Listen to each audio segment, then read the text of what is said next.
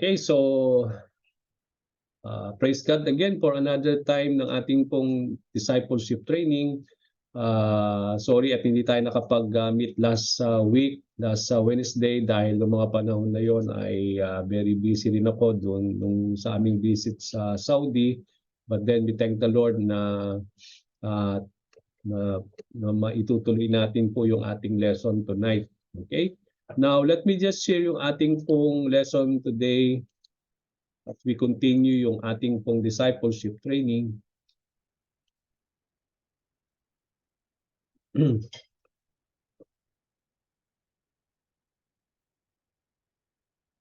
Okay.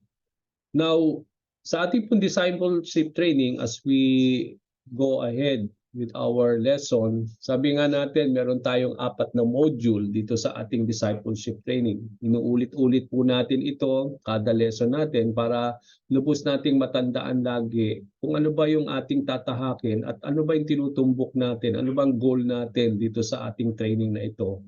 Na kapag natapos natin itong 4 na module ng ating training, pwede nating masabi na talagang ganap na yung ating kaalaman patungkol sa when it comes to discipleship, or how is it really to become a disciple of the Lord. Dito sa ating module number 1, makikita natin ang ating tinatalakay ay itong pursuing Christ. No, we need to follow the Lord. To pursue Christ is to follow the Lord. And to follow the Lord, kailangan nating maintindihan itong mga aralin na ito na nakapaloob sa Module 1, yung the Gospel, Repentance and Faith, Assurance of Salvation, Abiding in the Word, Part 1, and then Abiding in the Word, Part 2, and Prayer. Dito sa Module 2, it's all about loving God. Not only we are to follow the Lord or pursue Christ, make Him as first priority of our lives, but also we need to love God. No? And then sa Module 2, meron din tayong 6 na aralin. Ito yung attributes of God, Part 1, and then Part 2 ng attributes of God, and delighting in God, obeying Jesus, overcoming temptation, and walking by the Spirit.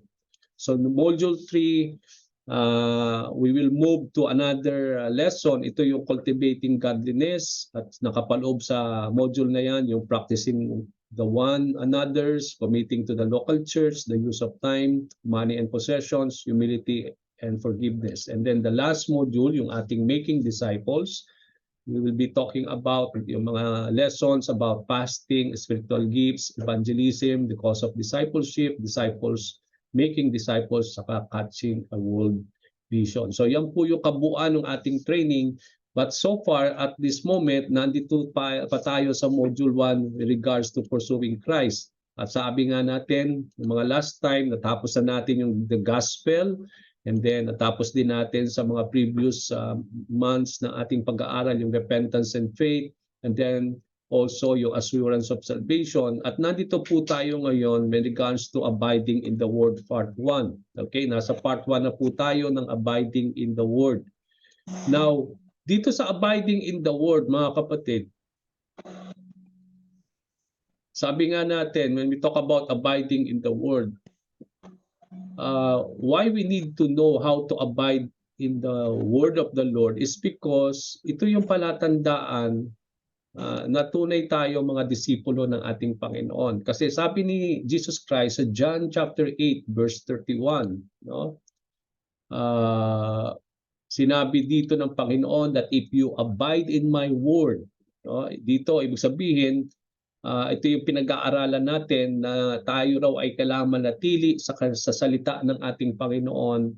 And when we do that, then ang sabi ni Jesus Christ, then you are truly disciples of mine. Ibig sabihin, ito ay isang palatandaan ng isang tunay na tagapagsunod ng ating Panginoong Jesucristo kung marunong tayong mag-abide sa kanyang mga salita. Now, to abide in Jesus' word, ang sabi nga natin, no, as we have learned during the time nung tinalakay natin to, is to continue to hear it for the purpose of obeying it. Ibig sabihin, ang ibig sabihin ng abiding in the word of the Lord is to continue to hear the Lord, no? Continue to hear the word of the Lord, at ang purpose natin na bakit kailangan nating patuloy na mapakinggan ang salita ng Panginoon ay para ito ay i-apply or ito obey it, no?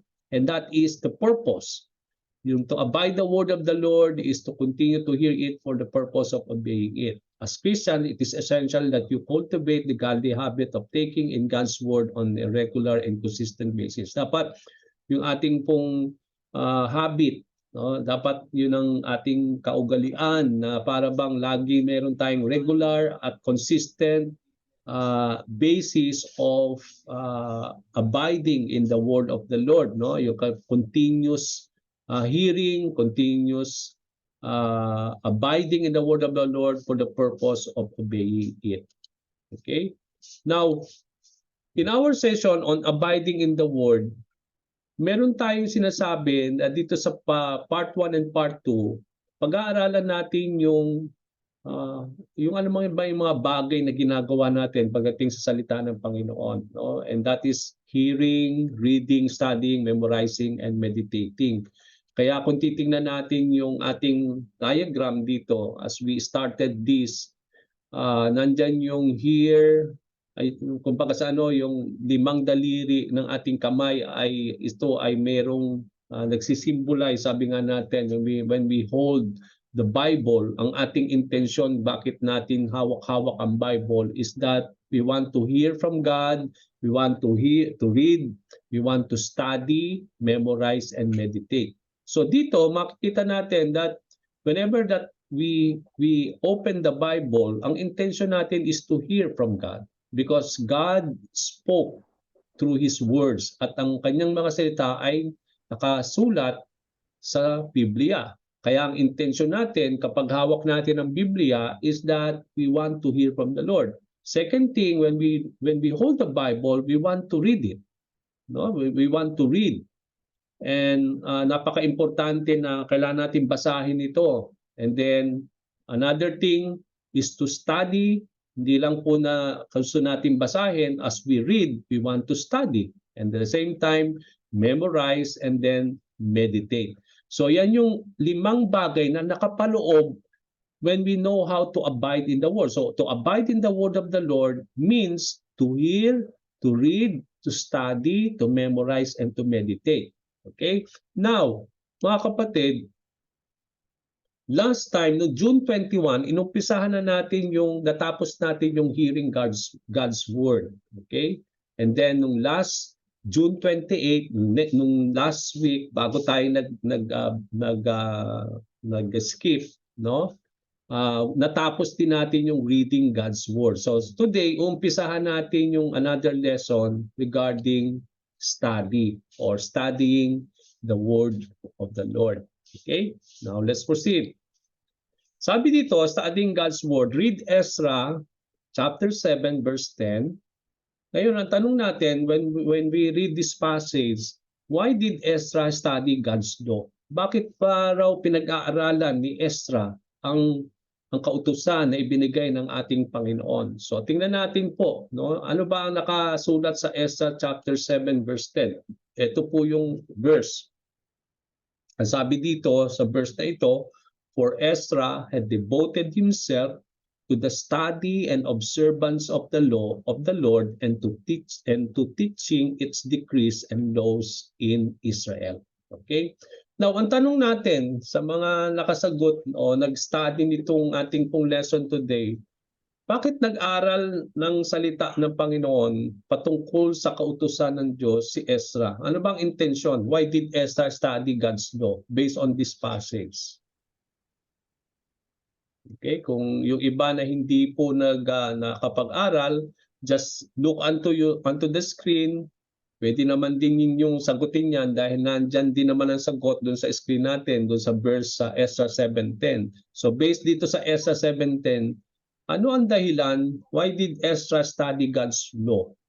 Ano ba yung mga sagot ninyo dyan? Pastor. Eka, isa-isa. Sige, let's go for Sister Vilma first. Sige, Sister Vilma. To teaching its decrees and laws in Israel. Okay, to teach its decrees and laws in Israel. Okay, so meron po bang ibang mga sagot bukod sa sinabi ni Sister Vilma?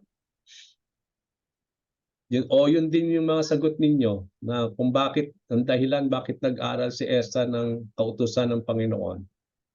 para ito raw ay ituro ang decrees at law sa bayan ng Israel. Ganun din ba yung ating mga answer? So wala nang ibang answer. Okay, let's see. So why did Asa study God's law? To practice, ibig sabihin, to practice, observe it, and to teach it. Okay? Now, tingnan nyo po ito, no? Tingnan nyo po, for Ezra had devoted himself to study. Dito, makikita na, himay-himay natin itong Ezra chapter 7 verse 10. Napakagandang himay-himayin ito mga kapatid para maunawaan natin. Okay? Kasi kung hindi natin hihimay-himayin ito, hindi ninyo talaga maunawaan yung isang passage. Kaya nga sabi ko nga, di ba? Tinuruan ko kayo last time nung yung inductive Bible study, paano natin hihimay-himayin yung verse para hindi natin po ma-miss yung mga bagay na dapat nating ma-miss. Okay, sabi nga ni Sister Vilma kanina, para ituro ito. Okay, tama 'yon, pero hindi lang 'yun yung intensyon ni Ezra. Bakit siya nagbabasa ng kautusan ng Panginoon? Part lang 'yon, gusto niyang ituro 'yon sa bayan ng Israel. Pero kung makikita ninyo dito sa umpisa, sabi dito, unang-unang makikita natin si Ezra had devoted, no? Yung parang ganun siya ka-devoted sa pag-aaral, sa pag-aaral ng salita ng Panginoon. So ano bang ibig sabihin ng devoted? Pag sinabi nating devoted mga kapatid, ang ibig sabihin ng devoted is that gagawa ka talaga ng paraan at ng oras at kailangan mong i-overcome yung mga magiging hadlang para magawa mo yung gusto mong gawin. Okay, for example, kung gusto mong maging devoted ka sa isang bagay, okay, kunyari prayer, kung hindi ka gagawa ng time at hindi mo talaga gagawing parang ano yon, kailangan gawin at talagang kailangan, kung hindi mo i-overcome din yung mga problema at mga nagiging hadlang, bakit hindi tayo nakakapag-pray? Hindi talaga tayo magpe-pray. Wala tayo talagang panahon para mag-pray. Pero pag sinabi nating you will be devoted to prayer, mga kapatid, ibig sabihin, kailangan mong i-overcome yung nagiging problema mo. Bakit hindi ka nakakapag-pray? Ibig sabihin, yung mga nagiging problema, bakit nagiging hadlang yon, kailangan i-overcome natin yon para magkaroon tayo ng makapagpanalangin tayo. Hindi lang na i-overcome natin yung mga nagiging hadlang, pero maggagawa tayo ng oras para manalangin. Kasi sometimes, sasabihin natin, very busy tayo, kaya hindi tayo nakapag-prayer. Pero kung titingnan natin mga kapatid, yung buong 24 hours natin, ang dami nating oras para manalangin. Okay, hindi naman sinabi ni Lord, okay, 24 hours ka manalangin. Hindi ibig sabihin na buong araw ka mananalangin. It means to say that it may somehow in that 24 hours we are able to pray, no? And to do that, we have to be devoted unto it. Ibig sabihin, kailangan mong i-create ang time na kailangan mo talagang i-overcome yung mga problema kung bakit hindi natin nagagawa yung mga yon. So dito makikita natin si Ezra, ganun din naman siya pagdating sa pag-aaral ng salita ng Panginoon. He always devoted himself to study it. Ganun din ang sinasabi ni Lord sa atin. Tayo bilang mga tagapagsunod ng Panginoon at bilang kanyang mga lingkod at anak, dapat ganun din tayo kagaya ni Ezra. Dapat devoted tayo sa pag-aaral ng salita ng Panginoon. Ngayon, ang tanong, bakit ako magiging devoted sa pag-aaral ng salita ng Panginoon? Ano bang dahilan? Bakit kailangan ko mag-study ng Bible? Ganon din naman ang dahilan bakit ginawa ni Ezra, bakit siya naging devoted sa pag-aaral ng salita ng Panginoon, at yun din dapat ang magiging reason natin. Ang sabi dito, Ezra devoted himself to the study and observance of the law. Pag sinabi nating observance, ibig sabihin fulfillment. Gusto mong i-observe. Ang intention mo, bakit gusto mo mag-aral, ay gusto mo itong ma-practice, ma-observe. Okay, yun ang ibig sabihin ng observance of the law. Ibig sabihin, gusto mo siyang i-practice. Ang intention pala, di ba sabi nga natin kanina nung earlier, Bakit tayo kailangan mag-abide in the Word? To abide in the Word is to continue to hear it and for the purpose of obeying it. Ibig sabihin, kaya tayo nag-aaral ng salita at nakikinig sa Panginoon, ang intention natin is to obey it. Ganon din naman ang ating dahilan bakit tayo nag-aaral ng salita ng Panginoon. We want to practice it. No? Hindi po pwedeng mga kapatid na nag-aaral ka ng salita ng Panginoon na wala kang intensyon na i-observe o i-practice yung pinag-aaralan mo. Nonsense yun, mga kapatid. Nagsasayang lang tayo ng oras kung we are studying the Bible pero wala tayong intensyon na ipamuhay yon. So ibig sabihin, parang may kulang. No, hindi kumpleto. 'Di ba ang sabi ng salita ng Panginoon? Okay? We should not be hearers only but doers of the word. Yun yung salita ng Panginoon. Hindi ibig sabihin na marunong tayo makinig lang, hindi lang ibig sabihin noon marunong tayo mag-aral ng salita ng Panginoon. Pero bakit tayo nag-aaral? Anong intensyon natin? Ang intensyon mo, bakit nag-aaral ka ng salita ng Panginoon is para ipamuhay mo yon, i-observe. Yun ang sabi ni Ezra, no? He is devoted himself to study so that he may observe the law of the Lord. Gusto niyang i-practice sa buhay niya yung kautusan ng Panginoon at yun nga yung ikalawa, yung sinabi ni Sister Vilma. Habang ito ay kanyang ipinamumuhay, itinuturo naman niya rin itong mga decrees, itong mga law na ito na kanyang pinag-aaral sa bayan ng Israel. Okay, dahil isa siyang scribe, no? Isa siyang escriba. Si Ezra is a scribe in those times, no?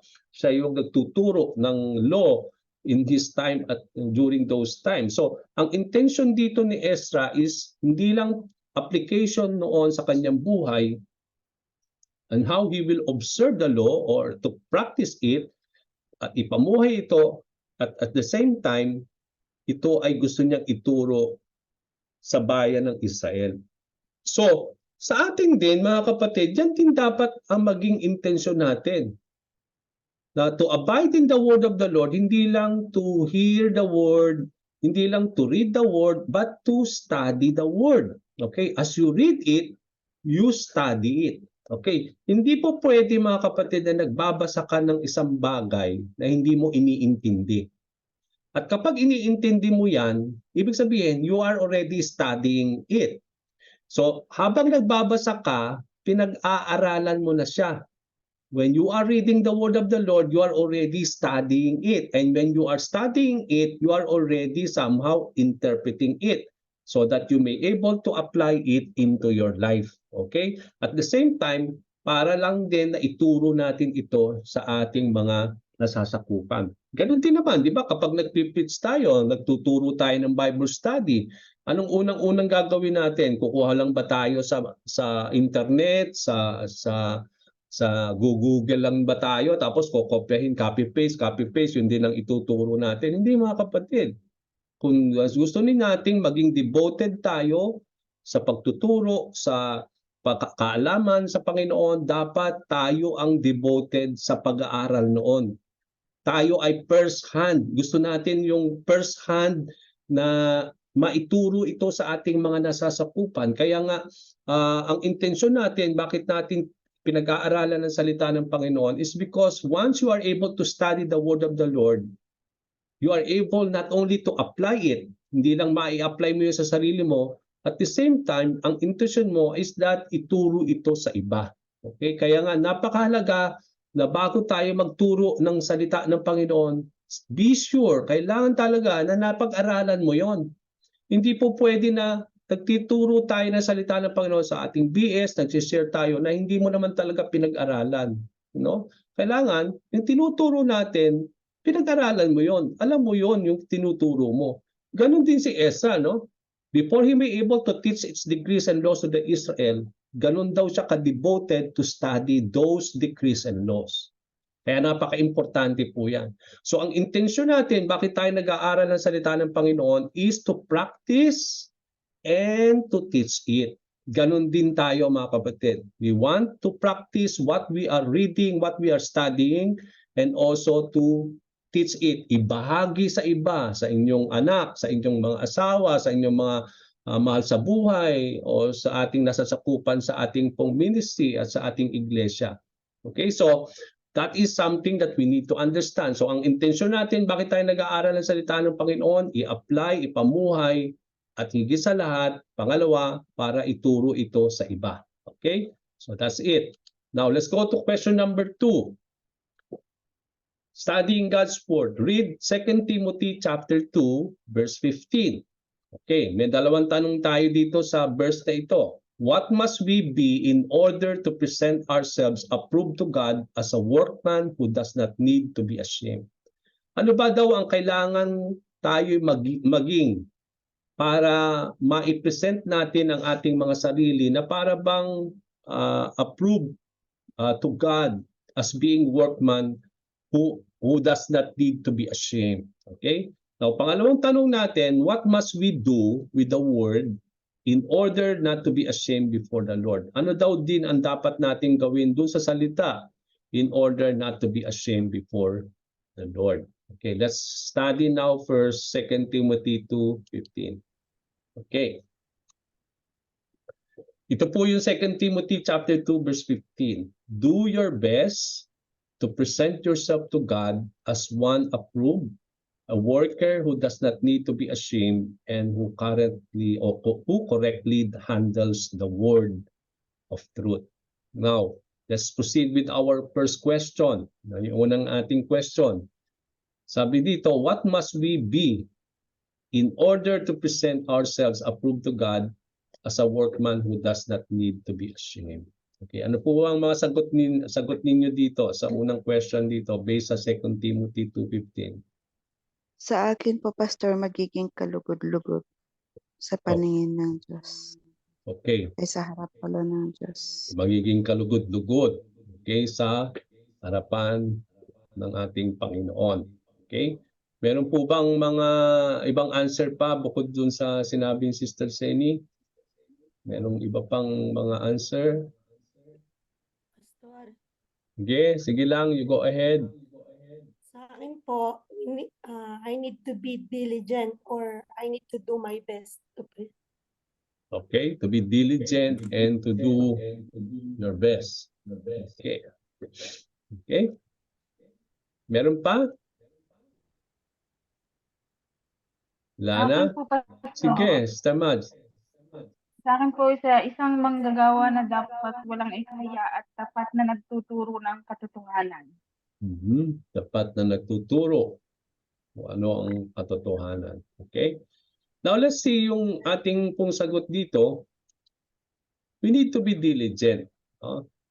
Tama yung sinabi niyo na sabi nga ni Sister Mylene, we need to be diligent. No? And tama yun. To be diligent kasi kung babaybayin natin yon, you have to do your best. Yung para bang pag diligent ka, gagawin mo talaga yung talagang hindi ka magsisettle ng parang hindi yun yung parang ano lang, yung parang hindi yun talaga yung nararapat. Pero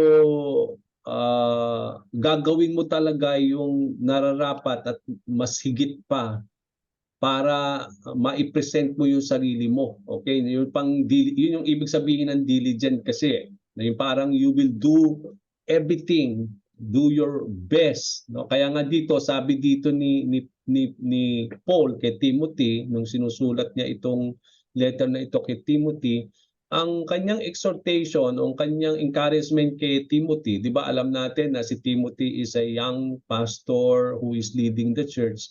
At nung sinusulat niya ito kay Timothy, sabi niya, do your best to present yourself to God as one approved. Ibig sabihin, to be diligent is really to do our best, no, to para mai-present natin, no, ang ating mga sarili sa Panginoon na somehow ay talagang andun yung approval ni Lord, no, na para bang tayo ay talagang isang manggagawa o isang talagang tunay na servant of the Lord, no? Kasi come to think, no, paano tayo magiging approved kay God kung hindi natin ginagawa yung best natin to present ourselves as someone who is really approved by God, no?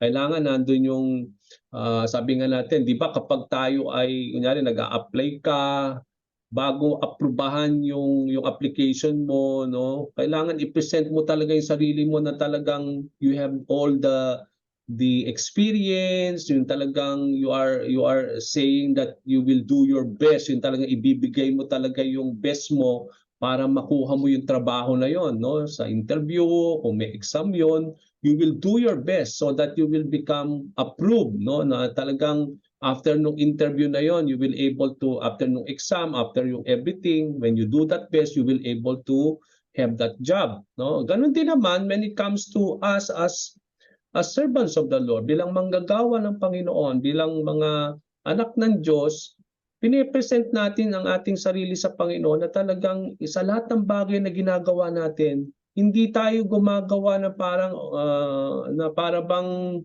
hindi yun yung nararapat, no? Yung para bang okay na ito, hindi tayo pwedeng ganun lang, no? Yung para bang tama na ito, yung okay na ito, parang settle na tayo sa ganun lang, no? Pero pag patungkol sa Panginoon, kailangan best. Kung maglilingkod ka sa Panginoon, hindi po pwedeng ganito lang. Ang gusto ng Panginoon, yung best talaga ibibigay natin. That in everything that we do, we need to be diligent in all these things, no? Nandun yung lahat-lahat. Pag sinabing diligent, nandun yung you are doing everything. Your best, yun andun ang lahat yung mga kailangan nating gawin para sabi nga natin, para tayo ay somehow we are able to present ourselves, no, as someone who are able to be approved, no, as someone who knows how to present ourselves in the presence of the Lord. So ang kailangan natin daw dito in order to present ourselves approved to God as a workman, bilang manggagawa, is in everything that we do, we always do it diligently. Hindi lang ito yung pagdating sa isang bagay. Ibig sabihin, sa lahat ng bagay, we need to be diligent. We need to be diligent in worshiping God. We need to be diligent in prayer. We need to be diligent in studying the word of the Lord. We need to be diligent in everything. So walang hangganan, wala siyang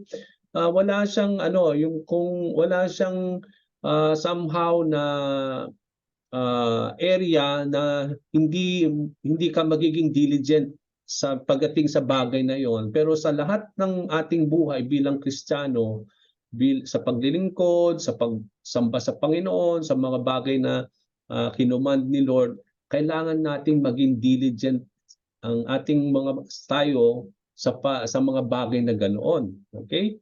Now dito sa 2 Timothy, we must be diligent in order to present ourselves approved to God as a workman, no? Yung para bang ang area na binabanggit dito ni Paul na dapat tayo maging diligent is in the area of work as a worker. No, lahat tayo, we are worker in the eyes of the Lord. Manggagawa tayo ng Panginoon. At kung tayo ay manggagawa ng Panginoon sa iglesia, sa ministry niya, sa mga bagay na ating ginagampanan sa Kanya, dapat daw ay we need to present ourselves as being diligent worker. No? Yung talagang, sabi nga natin, yung pag sinabing diligent as a worker, you are doing everything and you want it best. Hindi ka mag-o-offer na hindi talaga yun yung para sa Panginoon. Na gusto mong ginagawa mo lahat is to worship, to give praise to the Lord, to glorify God. And when you do that, we want to give the best to the Lord. Okay? Yung talagang you want to be diligent in everything that you do. Okay? So yun yung to be diligent. We must be diligent. Yun ang ibig sabihin dito. At ganoon din ito ay ina-apply din natin sa ating sarili bilang mga manggagawa ng Panginoon. Ganon din ang sinabi ni Paul kay Timothy at ganon din naman ang sinasabi ng Diyos sa atin that in order to present ourselves approved to God as a workman, as a manggagawa ng Panginoon, kailangan natin, we need to be diligent in everything. that we need to do the best. Indeed, we need to do our best in doing all these things to present ourselves as being approved in the presence of the Lord. Okay, let's go now to question number 2. Now, what must we do with the word in order to be not to be ashamed before the Lord? Ano daw ang dapat naman nating gawin pagdating sa salita niya para naman hindi tayo kahiya-hiya sa Panginoon? Anong sagot niyo dyan? We must study, Pastor. We must study. Okay, Sister Vilma. Anything else? Merong sagot na iba? Pastor, we need to be handled the word of truth correctly. Okay, Bilang we have bilang isang manggagawa, dapat makikita sa ating sarili na mai-apply natin yung word of God na nai-apply sa sarili po para maging kaaya-aya o kalugod-lugod sa paningin ng Panginoon. Okay, thank you, Brother Romeo. So here, ang ibig sabihin dito is that, let's see the answer. We have to handle it accurately. Okay. Kasi sabi dito ni Paul, no, hindi lang we need to do our best, and to be diligent to present ourselves to God. Na parang para bang maharap tayo sa Panginoon na with all the things that we are doing, and we are presenting ourselves as someone who is being approved by God because you become diligent or you are doing your best in everything as a worker of the Lord. Now, pagdating naman daw sa salita ng Panginoon, para hindi naman tayo talagang we need not to be ashamed before the Lord at hindi tayo magiging kahiya-hiya sa Panginoon, is that come to think, no? You are a worker of the Lord and you are presenting yourself to God as a worker, pero hindi ka marunong mag-handle ng katotohanan or the word of truth. Kaya ang sinasabi dito ni Paul, hindi lang i-present mo ang sarili mo as someone who is approved in God when you do all the things that you do diligently, but also you need not to, sabi dito, but you need to correctly handle also the word of truth. Now, what is the word of truth? Ano bang ibig sabihin ng word of truth? Ano bang tinutukoy na word of truth? Hindi kakahiya. Okay?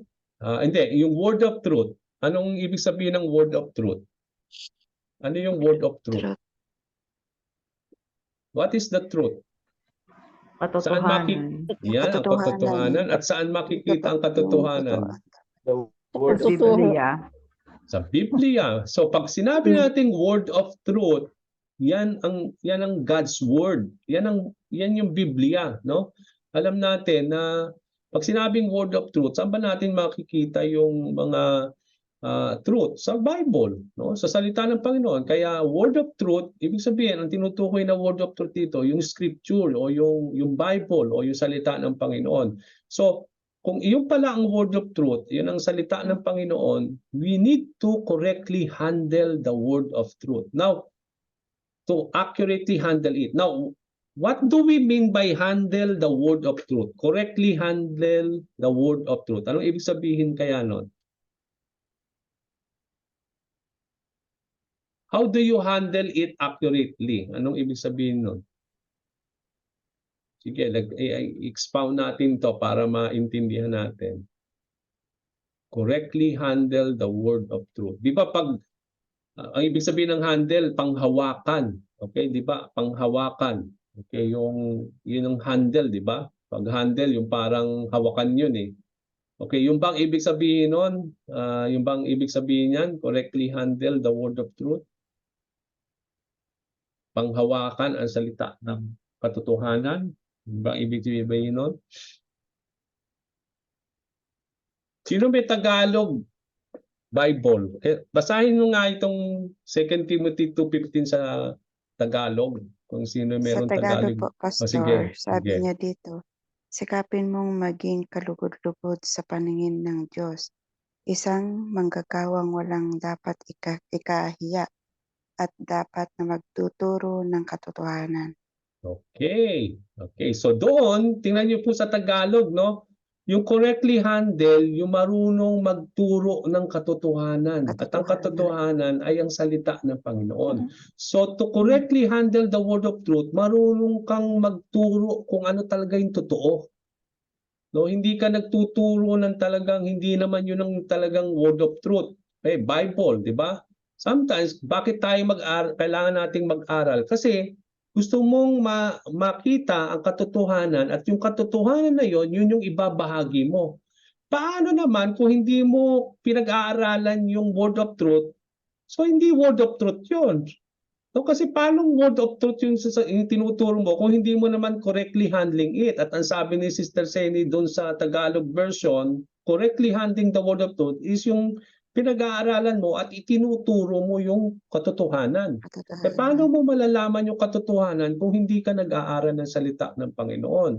At kung hindi ka nag-aral, so hindi katotohanan yung itinuturo mo sa iba kasi hindi mo naman pinag-aralan yun. Di ba?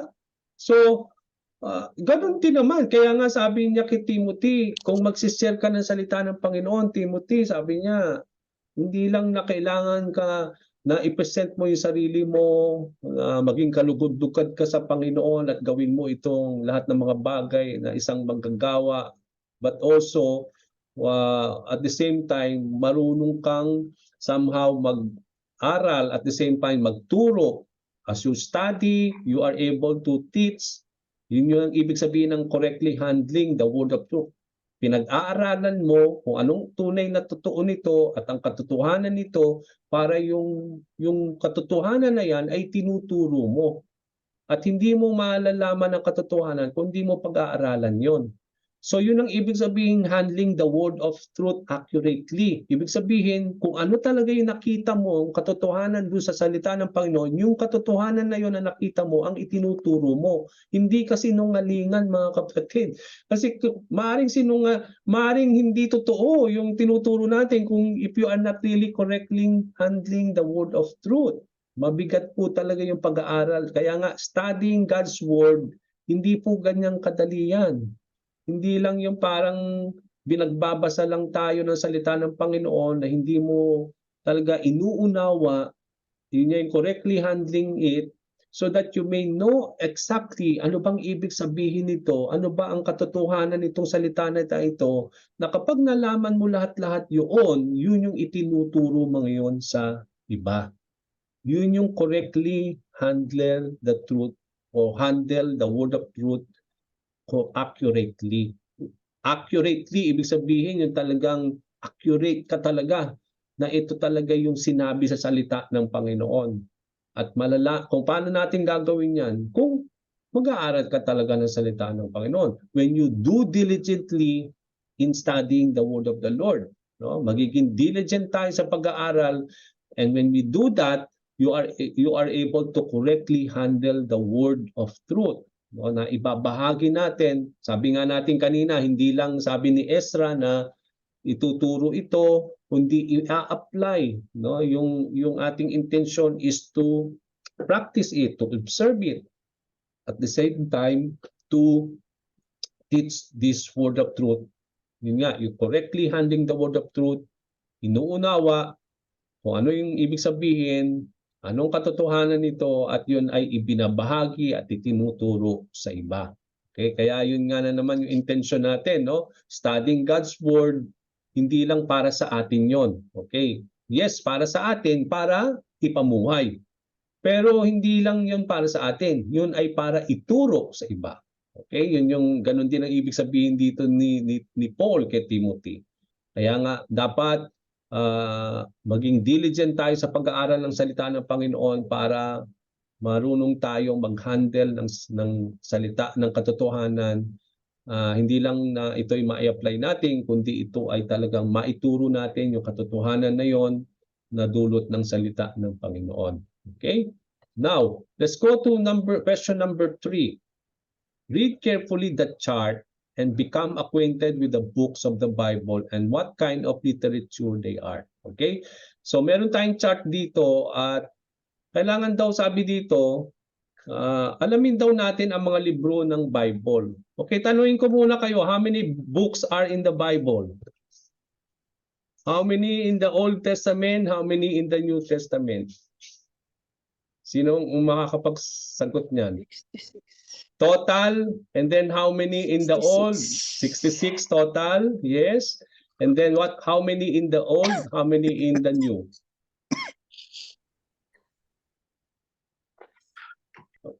Okay, tama, 66 books in the Bible. Pero out of 66 books, ilan ang Old Testament? Ilan ang New Testament? Kung hindi alam, buksan ang Bible, bilangin. And then say it. 39.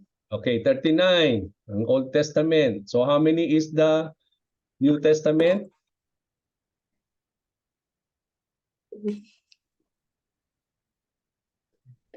So 66 minus 39. 27. 27. Okay. So para tayong mathematics dito. Parang arithmetic eh, no? Okay. Dapat alam natin yon, books of the Bible.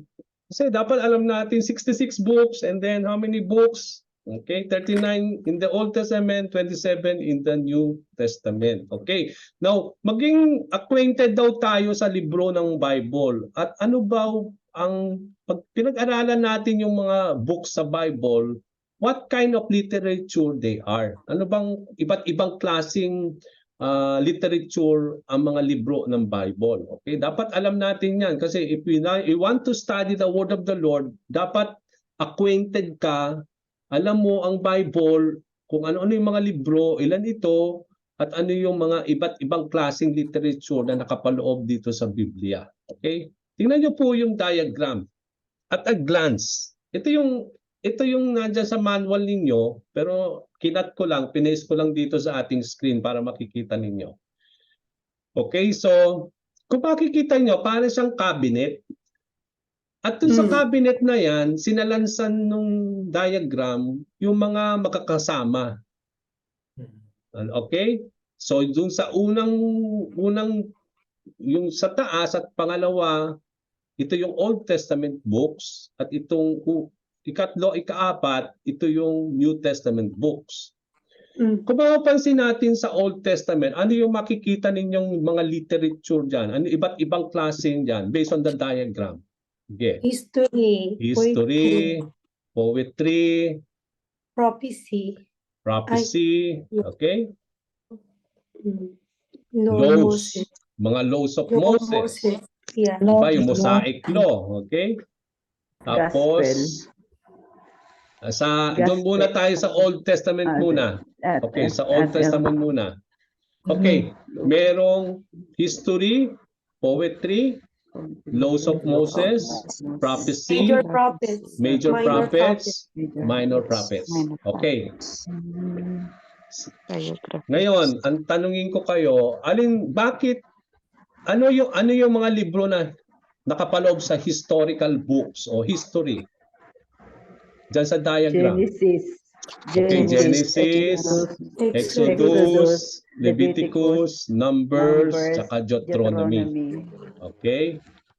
Okay, so makita natin yan. Ngayon, dito rin yung Mosaic Law, kung mapapansin nyo, diyan din natin makikita karamihan sa book of later part nung Genesis at yung especially dun sa Exodus, Leviticus, Numbers, tsaka Deuteronomy. Karamihan dyan, makikita natin yung mga law of the Lord na ibinigay ng Panginoon kay Moses. Okay? Now, ito yung... So dito, makikita natin, yung history ba yan lang 5? O kasama yung Joshua, Judges, Ruth? Kasama. Kasama, okay. Bakit kasama? Kasi puro naman story yun eh. Oo, di ba? Kasi pag sinabi nating history, ito yung history ng bayan ng Israel. Ano bang nangyari? Saan nagsimula sila? Di ba? Nakita natin sa Genesis, si Adam and Eve lang muna. Tapos, nakita natin doon, nagkaroon siya ng mga anak. Tapos, di ba? Hanggat dumami na sila. Tapos, may flood. So, nakita natin yung history. To the point na hindi lang ito history, that at the end of the day, ito na yung, di ba, papasok na sila sa promised land at nandun na si Joshua na ang maglilid. Tapos, di ba, after nung namatay na si Joshua, yung mga judges na ang mga naglilid, no?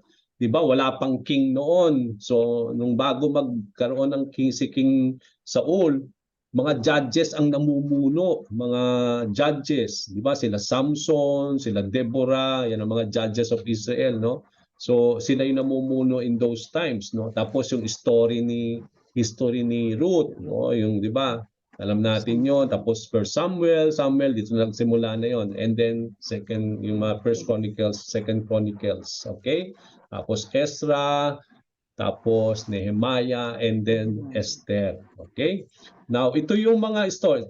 Now, poetry books. Pag sinabing poetry, ito na yung Job, Psalm, Proverbs, Ecclesiastes, Song of Solomon. Kasi kung titingnan mo yung pagkakasulat ng Job, ng Psalm, Proverbs, iba siya pagdating sa mga historical books. Hindi niyo napansin? Parang pag historical books, istorya ang maririnig mo. Lagi parang may story lagi. Parang nagkukwento yung Bible.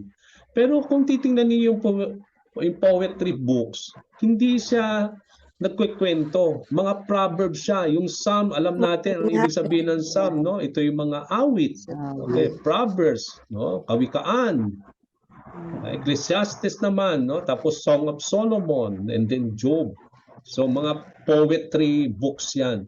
Now, pagdating sa mga prophecy, prophetical books, diyan natin makikita yung sa ikatlong layer.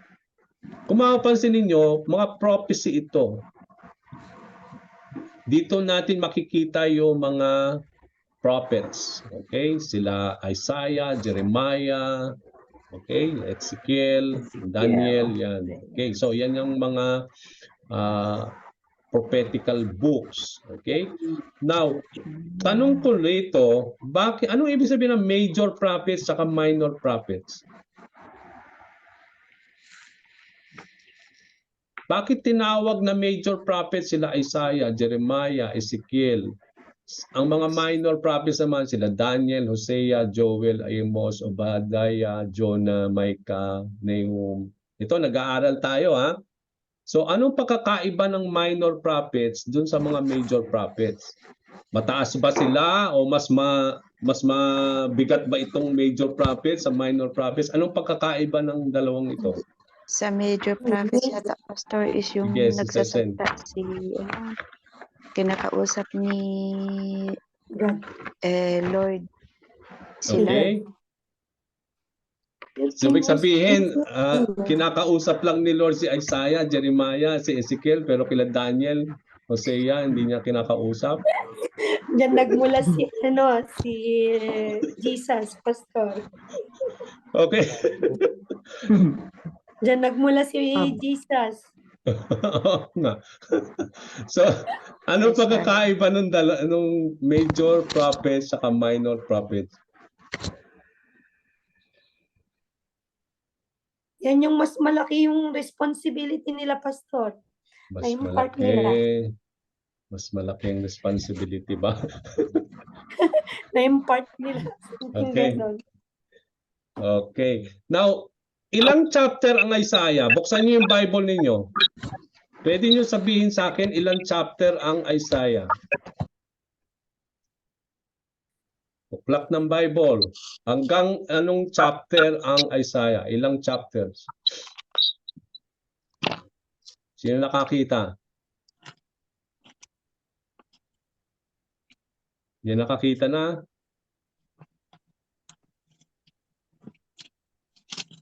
The Book of Isaiah. Ilang chapter ang Book of Isaiah? Ang pinaka-last chapter hanggang ilan? 66. Pastor, 66 chapters. Okay?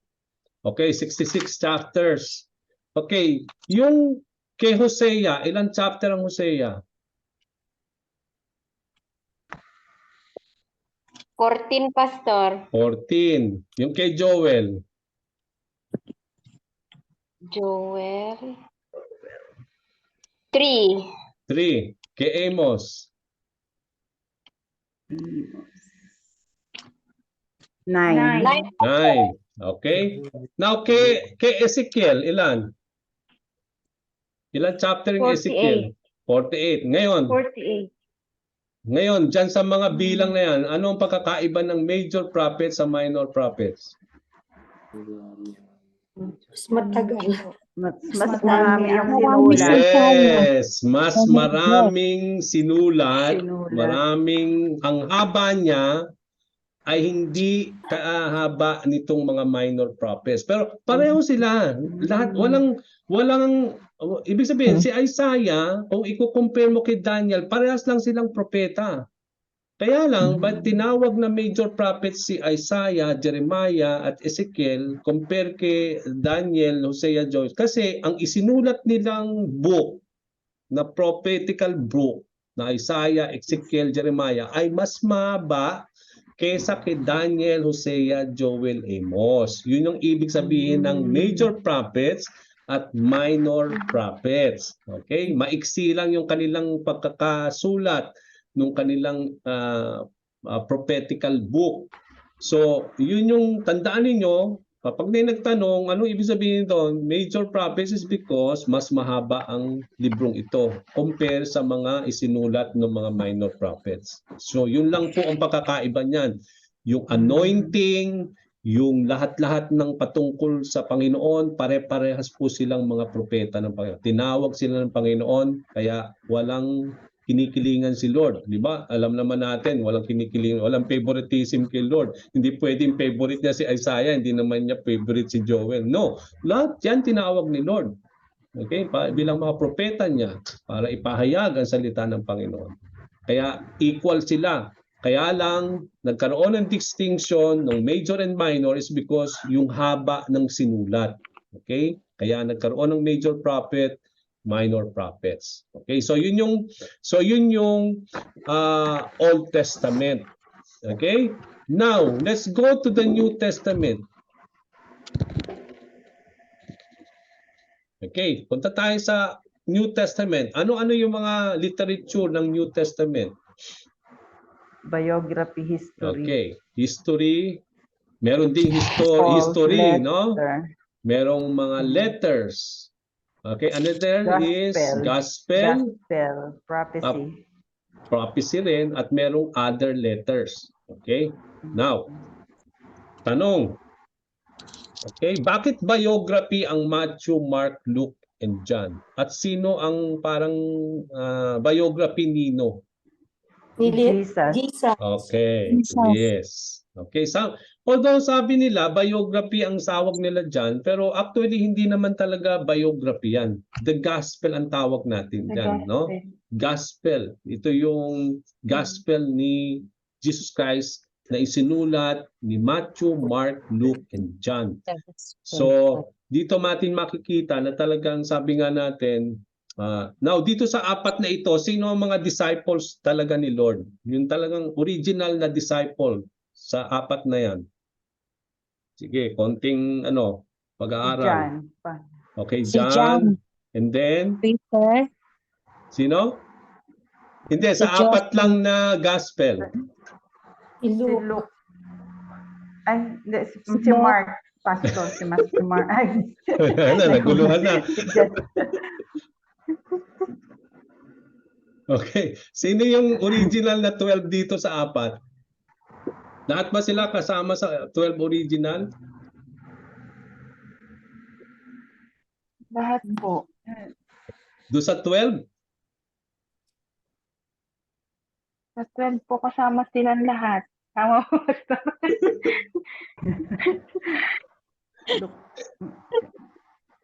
Okay. Asan ba yung Bible ko? Okay. Punta nga tayo sa passage na binanggit doon yung 12 disciples. Sinong makakakita noon sa Bible ninyo? Who are the 12 original disciples of Jesus Christ? Anong verse? Anong chapter and verse? Sige, buklat. May premyo yung makakakita. Chapter and verse na isinulat yung kung sino-sino yung 12 apostoles.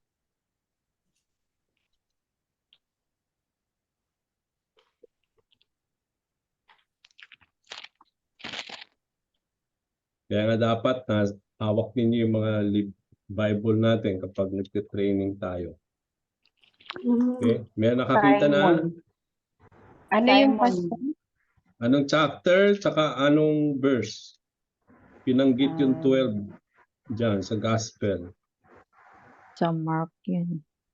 Sa New Testament siya. New Testament, Mark chapter 3. Mark 3. Luke. Yes, Be- sir. Mateo Yes, 10. Pastor. Sige, And- Mark 3, anong verse? Chapter 3, Verse 15. Mark. 13 to 19. Jesus Sige, chooses sige, the 12 ano, apostles. sige, pakibasa. Jesus chooses the 12 apostles. Okay? Yes. First, Simon, the John, Peter, and James.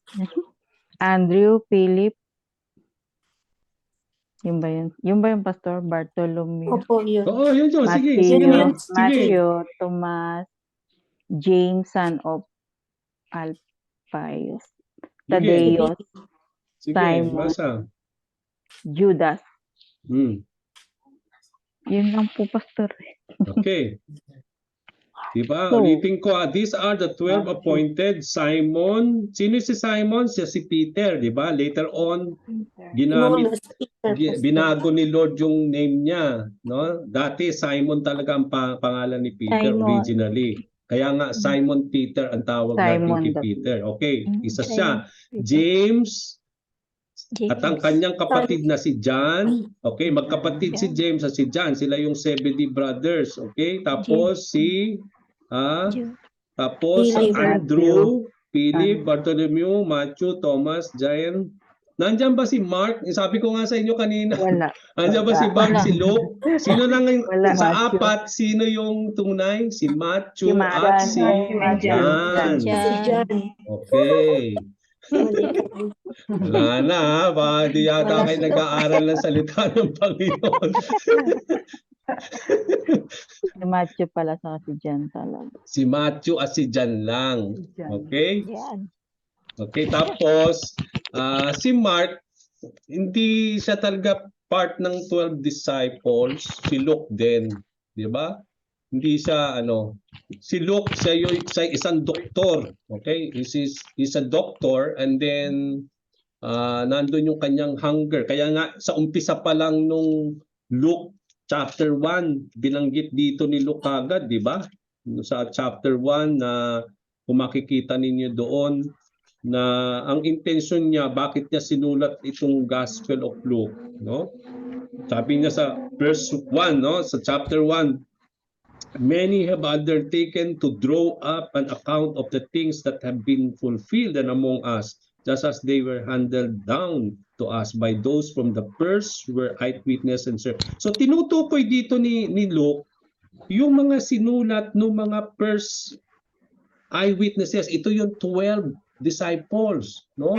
At gusto niyang alamin kung tama ba yung kanilang itinuro. So gumawa rin siya ng sarili niya based dun sa kanyang na at ito ay parang sinabi niya, it seemed good to me to write an orderly account for you. Sinulat niya ito kay Theophilus na gumawa siya ng sariling account ng tungkol kay Jesucristo base dun sa mga first eyewitnesses na sino yung mga first eyewitnesses? Yung 12.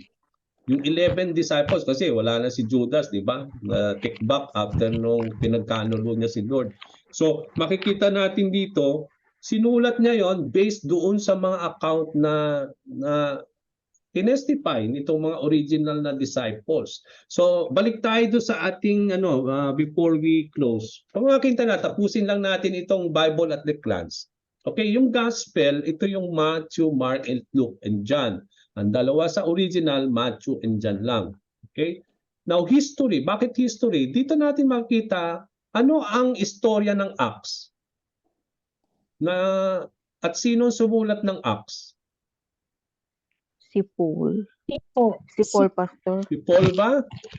Si Paul nga ba? Oh, Si Pablo. Si yun. Puro si Pablo. Hindi Paul, Pablo. Di ba parehas lang yun? Si Pablo. Isang English lang yun, tsaka isang Tagalog yun. Pero isang tao lang yung Paul at Pablo. Author po ay si Luke. Luke. Yung Luke tsaka Acts, parang isang libro yan. Kaya lang pinaghiwalay.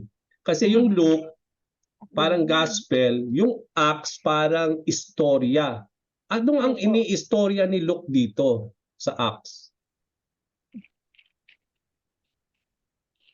Kung paano nag-impulsa yung early church, di ba? Paano nag-umpisa? Ano nangyari nung, di ba, dinisperse nila yung, sabi ni Jesus Christ sa huling-huling libro ng Matthew 28, go and make disciples of all nations, di ba? Baptizing them. And then he ascended into heaven, di ba? And then sabi ng angel, he will be coming back. Okay, nagtapos. So di ba, sa umpisa pa lang nung Book of Acts, makikita natin doon na ito tinuloy ni Luke, di ba? Na anong nangyari sa Book of Acts, ito na yung Pentecost, di ba? Na yung fulfillment na sinabi ni Lord Jesus Christ, huwag kayong umalis ng Jerusalem. Sabi niya, hintayin niyo yung kapangyarihan na magmumula sa kalanginan na manggagaling sa Ama. Di ba? Yun yung promise of the Holy Spirit. Yun yung kinikwento dito, yung paano nag-umpisa yung early church, yung mga early believers. Kinikwento din dito kung paano naging obedient yung mga 12, yung 11 disciples, at di ba may dinagdag na isa na kapalit ni Judas, and how they become diligent in preaching the gospel, di ba? Makikita ninyo yung istorya na after nung Pentecost, di ba, nag-preach si Peter, ilan thousand ang na-convert, di ba? Diyan makikita natin sa Book of Acts yun. Yung istorya ni Paul, makikita rin natin sa Book of Acts, yung mga missionary journey ni Paul, makikita rin niyo yan sa Acts, no? So dito parang history kung paano lumaganap ang gospel. Ini-istorya ni Luke kung paano lumaganap yung gospel at sino-sino yung mga naging kasangkapan, paano lumaganap yung ebanghelyo ng Panginoon. Okay? Now yung mga Paul's letter, no? Yung epistle, baka magtatakal kayo, epistle of Paul, ang ibig sabihin ng epistle, letters, mga sulat sila, di ba? Pag nag-write tayo ng sulat, dati di ba, ngayon email na lang tayo. Pero noon, nagsusulat tayo ng mga email, di ba? Merong heading, body of letter, merong kang mag-e-end ka na regards, di ba? Tapos nandun yung name mo. Ganun din yung mga letter of Paul, talagang sulat siya na ipinapadala niya sa mga churches, sa mga believers sa Roma, sa Corinto, no, sa Galatia, sa Ephesians na kanyang nabisita o mga na-plant in those times sa kanyang missionary journey. So mga letters siya, mga epistles siya na patungkol na isinulat ni Paul. Yun namang other letters, ito yung mga letters o epistle na hindi si Paul ang nagsulat. Yan, sila Peter, silang yung James, no, si John at yung Jude, no. Ibig sabihin ito ay sinulat ng hindi si Paul kundi yung mga ibang disciples ni Lord. And then prophecy, isa sa mga prophecy, di ba, sa Old Testament ang daming prophetical books. Sa New Testament iisa yung prophecy at yun yung Book of Revelations. Okay? Now, marami pang mga prophetical, as I end, marami dito sa prophetical book sa Old Testament, yung iba dyan hindi pa talaga na-fulfill. Okay? Na naisulat sa Revelation. So, marami dyan na hindi pa talaga totally na-fulfill, pero karamihan na-fulfill na in the life of Jesus Christ, yung karamihan ng mga naisulat. O mga na-fulfill din ng mga panahon ng bayan ng Israel nung sila'y nasakop ng mga Assyrian, ng Babylonian, no, di ba? Nandiyan lahat yung mga prophecy na tupad yon. At iba naman natupad din nung pagdating ni Jesus Christ. Pero ang makikita natin, itong Book of Revelation, ito ay talagang hindi pa talaga nangyayari. At ito ay mangyayari at the coming of Jesus Christ. Okay, kaya napakagandang basahin, napakagandang intindihin kasi ito yung we are looking forward on the coming of the Lord at ano ba yung mangyayari dito. Kaya lang, we need to be careful lang Pagkatapos yun, yes, kailangan lang maging careful tayo sa pagbabasa ng Revelation kasi mga figurative of speech ang karamihan nandyan. So hindi yan talaga literal. Okay? Hindi literal ang ibig sabihin noon. Okay? Di ba nung nakita nila si Jesus Christ, parang kung magiging literal tayo, yun ba talaga si Lord?